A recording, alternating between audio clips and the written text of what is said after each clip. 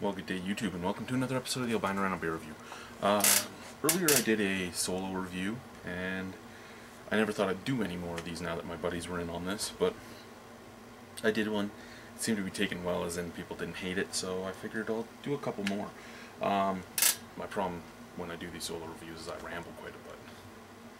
Anyway, we're going to do our review. I had to pick out a glass. Today I thought I wouldn't pick out a glass out of the normal review glasses. I'd pick out of the cupboards. I have like 600 fucking glasses back there.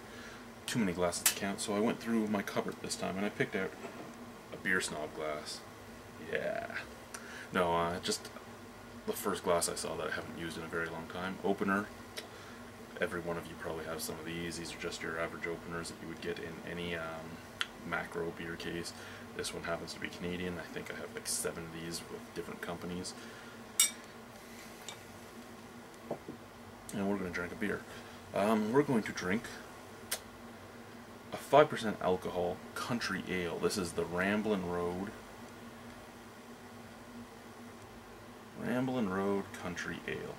So Rambling Road is owned by Picard's Peanuts. So John Picard owns this company. It used to be a hop farm. Now it is Ontario's only brewery farm.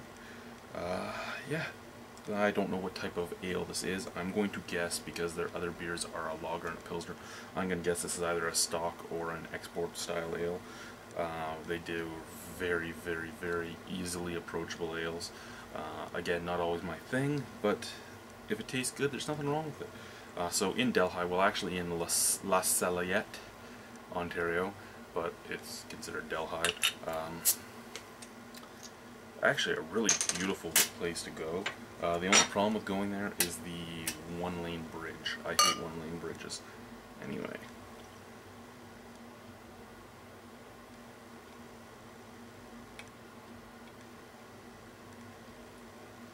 So there you go.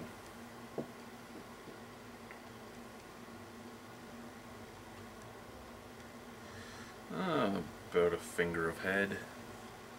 Lots of carbonation in there, big bubbles inside there, moving up fairly rapidly. Golden color, golden straw color. Basically what you expect from just a beer, your average drinking beer. Looks nice. I mean, can't say it looks bad. I'm not a big fan of piss yellow beers, but I can't say it looks bad.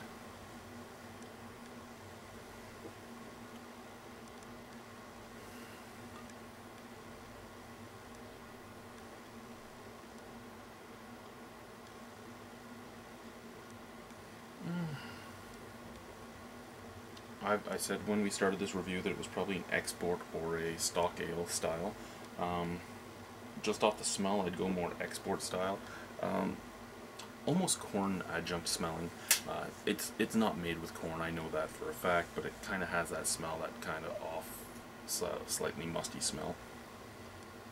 A little bit of hops coming off, more hops than you would get off of a Labatt 50 or a Molson Export or a Molson Stock or any of those. So I mean, already it's one step up as I'm smelling actual hops. Let's try it. Cheers.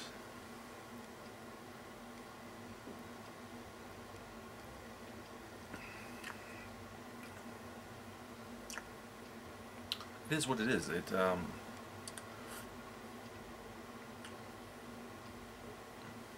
It actually tastes more like a stock ale, in all honesty.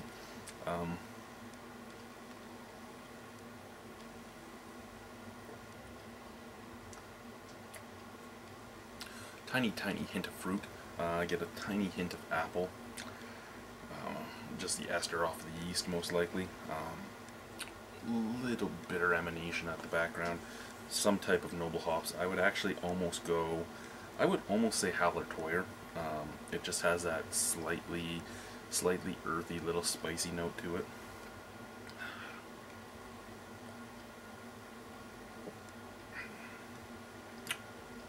Tiny touch of malt sweetness at the forefront, and then you get your fruit esters, then you get your hops, and then your fruit esters come back in. There's nothing to this really, it's just those 3 very subtle flavors. Very easy drinking. You could sit back and you could drink this all night. Now, that's the thing with a lot of the craft breweries coming out right now. Now, you got to remember, in Ontario, distribution is very hard to get. For the most part, you're going to the brewery to pick up the beer you want. So in little towns like Delhi and Bayside and Erio, and other places that are fairly small, Castle, you're really going to look for something like this, something that every beer drinker can get. This has flavor. It has more flavor than a macro brand is going to have. Price point's pretty close to the same. A 2.4 of Molson Canadian's what, $37 now. A 2.4 of Rambling Road is $40.50. So you're spending an extra $4 for a better tasting, better drinking, less hangover beer, less bloating, less chemicals, and you're supporting local. But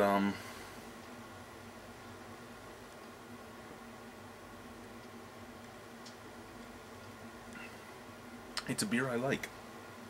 Molson Export is one of my macros of choice. If I had to drink a macro, I would go with Molson Export.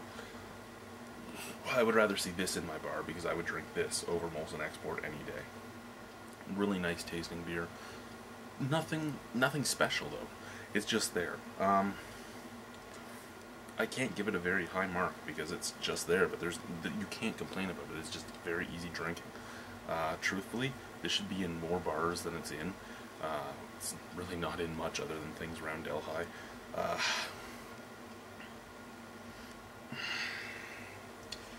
Truthfully, taste-wise, I should give it like a 6 because it's there, it's drinkable, there's nothing special about it. But I'm going to give it a 7.25 because anytime we pass through Delhi, so anytime we go to my in-laws' house, I'm going to stop by and pick up a 12-pack, well, I'm going to do a 2.4, but 12 lager and 12 ale.